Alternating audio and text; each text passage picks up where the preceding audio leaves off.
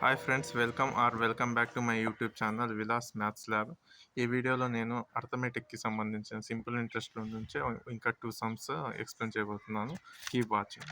చూడండి ఫ్రెండ్స్, ఇక్కడ the simple interest applied by person on a principal of 6,000 in 5 years is 200% of the principal. What is the annual rate of interest? ఇక్కడ క్వశ్చన్లో ఏం అడగలేదండి నాకు. By person on a principal of 6,000 in 5 years is 200%. అంటే మనకు 6,000తోనే పని లేదు.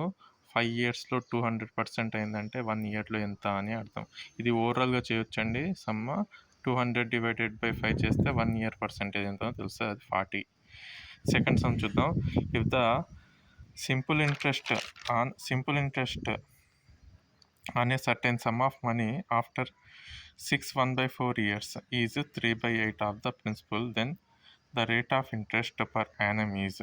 ఇక్కడ 6 1/4 ఇయర్స్ని మనం ఫ్రాక్షన్లోకి కన్వర్ట్ చేస్తే 25/4 అని వస్తుంది.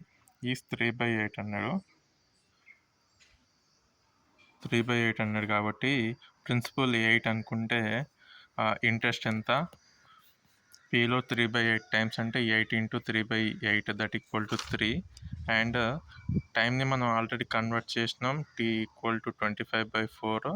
I ఈక్వల్ టు PTR/100 రాసినట్లయితే I equal to 3.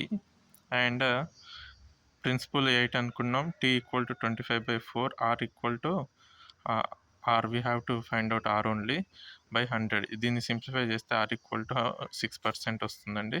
Thank you.